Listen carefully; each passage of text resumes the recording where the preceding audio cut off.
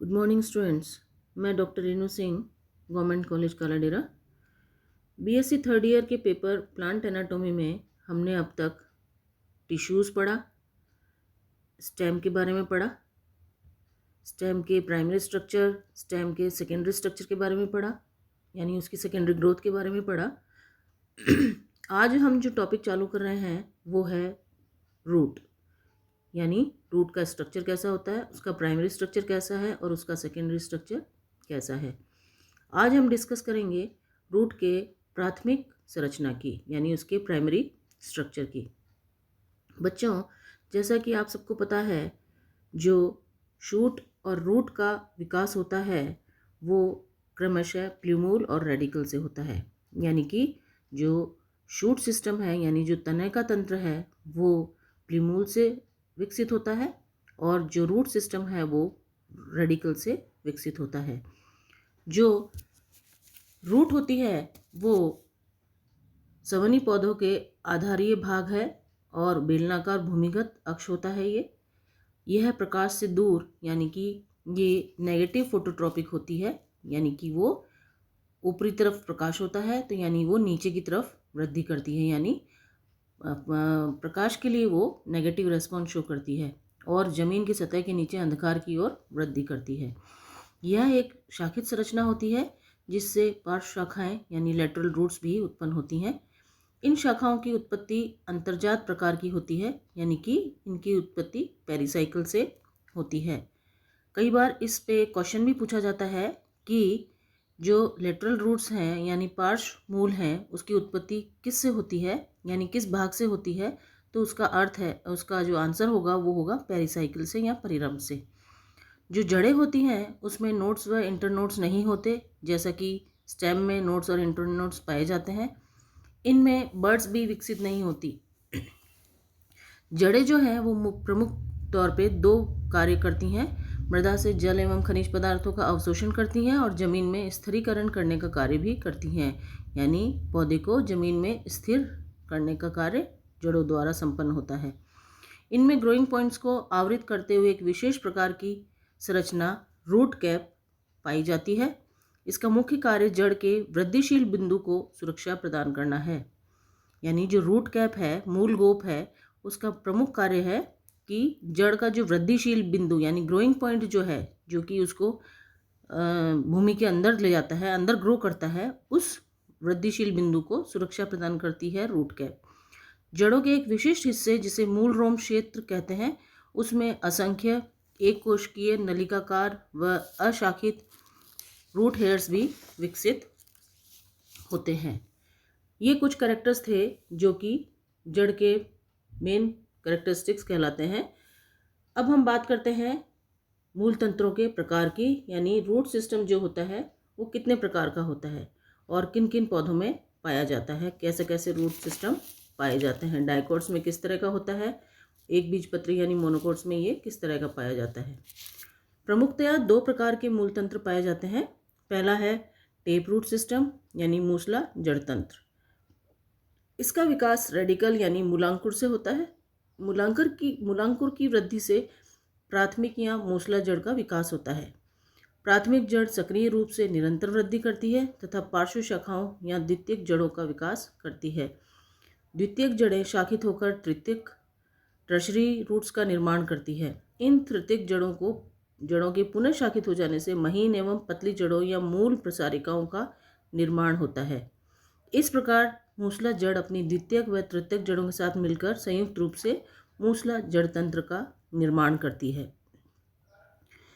इस चित्र में हम देखें, इसमें प्राइमरी रूट जो है वो मेन रूट है, उसके बाद वो डिवाइड होती है यानी वो ब्रांचेस में बदलती है, फिर सेकेंडरी रूट्स बनती हैं और सेकेंडरी रूट्स पे फिर ब्रांचिंग होती है और उसके बाद ये टर्शरी रूट्स या तृतीयक रूट्स बनती हैं।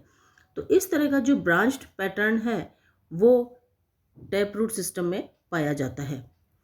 इस तंत्र में प्राइमरी रूट जो है वो सुस्पष्ट है एवं सुविकसित तथा अन्य मूल शाखाओं की तुलना में बड़ी एवं सबल होती है। यह आधारी सिरे पर मोटी और यानी यहाँ से ये मोटी पाई जाएगी और नीचे की ओर जाती हुई ये पतली होती जाती है, नुकीली व सकड़ी होती जाती है निचली सिरे पर। इस जड़ तंत्र का होना द्विबीजपत्री का अभिलाक्षणिक गुण है। यानी टैप रूट सिस्टम जो है वो कैरेक्टरिस्टिक फीचर है डाइकोट्स का या द्विबीजपत्री। अगर प्रश्न पूछा जाए कि द्विबीजपत्री पौधों में किस तरह का मूल तंत्र पाया जाता है, तो इसका उत्तर होगा टैप रूट सिस्टम यानी कि मूसला जड़ तंत्र पाया जाता है। इस जड़ तंत्र सामान्यतः इस जड़ तंत्र को डीप फीडर्स भी कहते हैं, यानी इन रूट्स को हम डीप फीडर्स भी कहते हैं या कहा जाता है, क्योंकि ये जमीन में बहुत गहरे तक वृद्धि करती है। और इस प्रकार के गहराई वाले मूल तंत्र को असीमाक्षी मूल तंत्र भी कहते हैं, यानी कि रेसिमोस टेप रूट सिस्टम भी इसे कहा जाता है।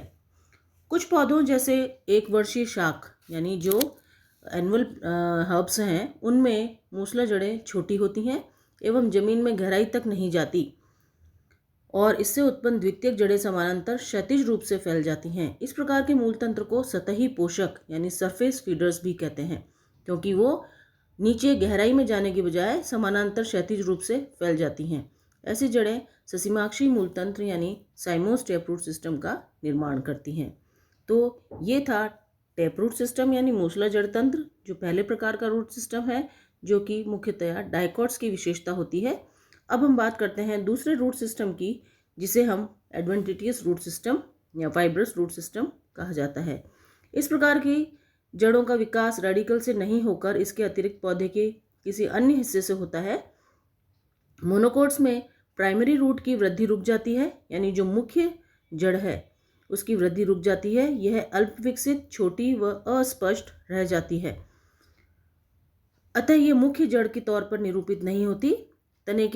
अपितु तने के आधारी भाग पर उत्पन्न अनेक सुस्पष्ट एवं प्रबल मूली संरचनाओं द्वारा प्रतिस्थापित हो जाती है। ऐसी जड़ों को अपस्थानिक जड़ें कहा जाता है। ये जड़ें अपनी शाखाओं सहित एक मोटे गुच्छे जैसी संरचना निर्मित कर लेती है और इन जड़ों का विकास तने या उसकी शाखाओं के पर्व एवं पर्व संधियों के द्वारा, यहाँ तक कि तने या पत्तियों के द्वारा भी, एग्जाम्पल जिसका हम पत्थर चिट्टा कहते हैं, उसमें देखा जा सकता है। और अधिकांशतः ये सरफेस फीडर्स ही होती हैं। प्राय ये ग्रासेस में पाई जाती हैं, यानी कि मोनोकोट्स में पाई जाती हैं। और मोनोकोट्स में एडवेंटिटियस रूट्स का पाया जाना इनका लाक्षणिक गुण है। इस चित्र की सहायता से हम अपस्थानिक मूल तंत्र को समझ सकते हैं।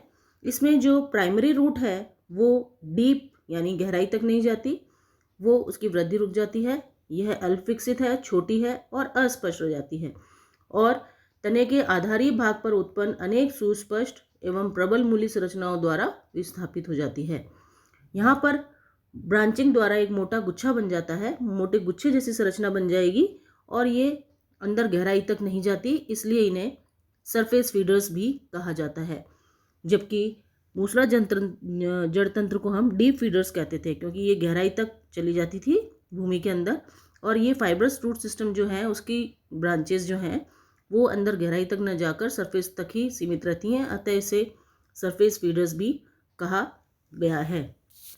और मोनोकोट्स में ये विशेष तौर पर पाई जाती हैं। यानी मोनोकोट्स, अगर क्वेश्चन पूछा जाए कि मोनोकोट्स में किस तरह का रूट सिस्टम पाया जाता है, तो इसका उत्तर होगा एडवेंटिटियस रूट सिस्टम। अब हम बात करते हैं मूल के विभिन्न क्षेत्रों की, यानी अगर हम जड़ का लॉन्गिट्यूडनल सेक्शन देखें तो उसमें कौन कौन से भाग या कौन कौन से क्षेत्र दिखाई देंगे। तो जो रूट है उसकी बाह्य आकारी की संरचना अथवा लंबवत काटने पर शीर्ष से आधार की ओर निम्न क्षेत्र विभेदित किए जा सकते हैं।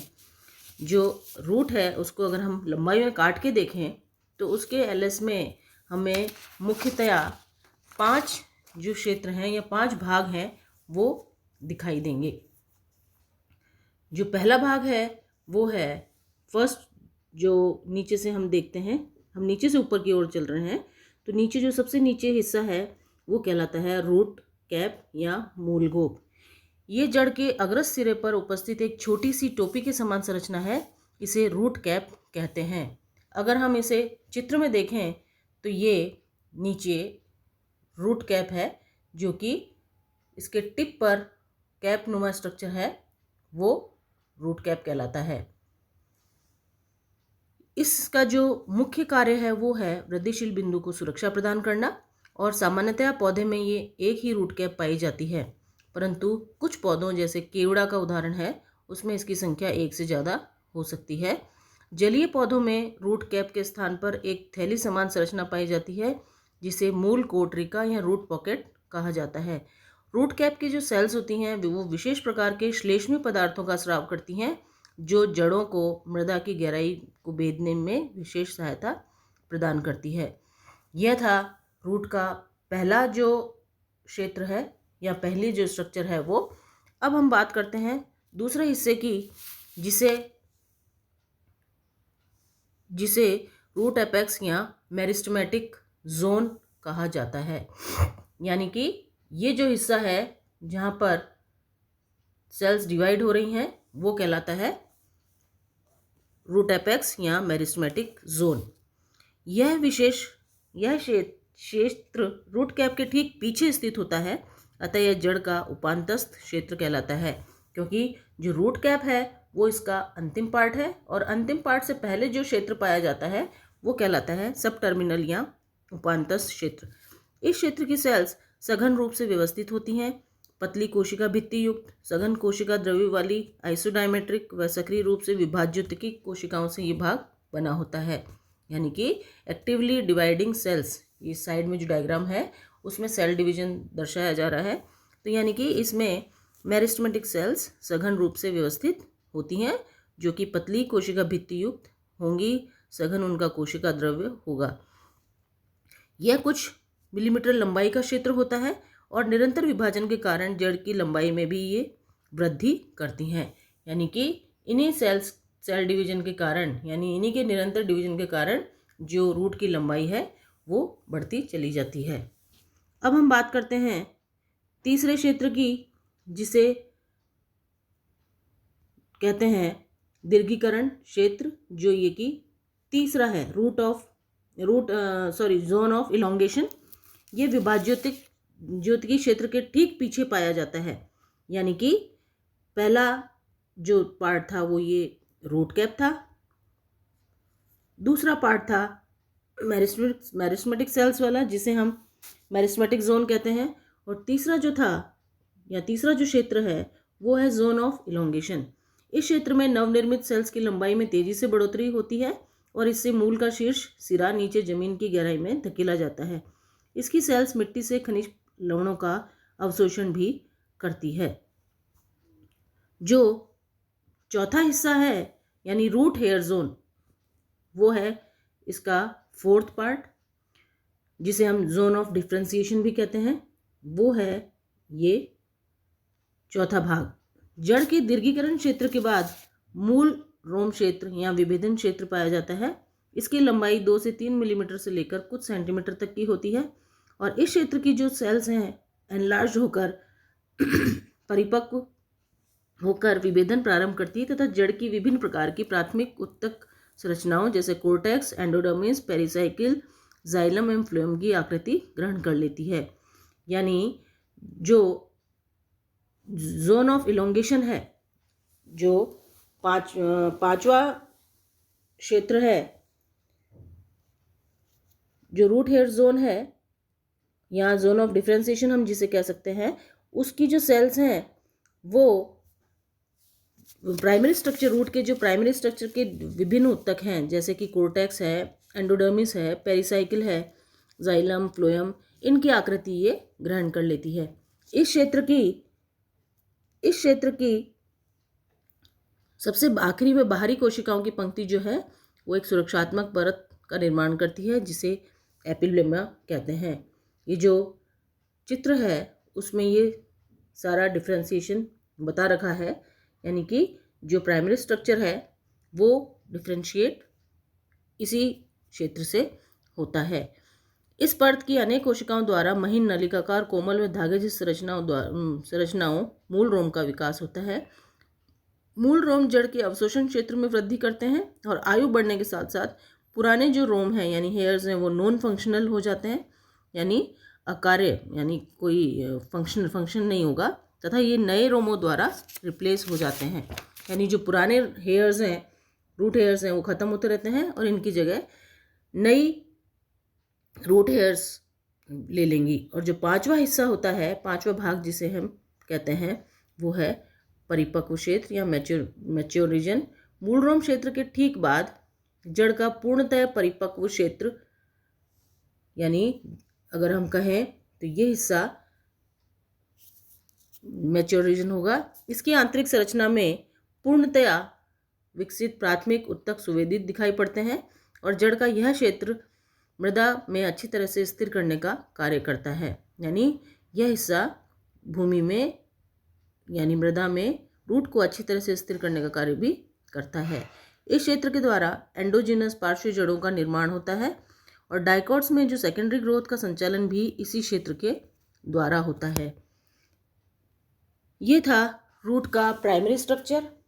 और हमने जो दूसरे भाग में हमने देखा रूट का एलएस काटने पर ये कितने क्षेत्रों में या कितने रीजन्स में विभाजित है और हमने पढ़ा और हमने देखा कि उस प्रत्येक रीजन का क्या क्या लक्षण है, क्या क्या कैरेक्टर्स उसमें पाए जाते हैं, किस किस प्रकार के सेल्स उसमें पाए जाते हैं और उनका स्ट्रक्चर क्या होता है।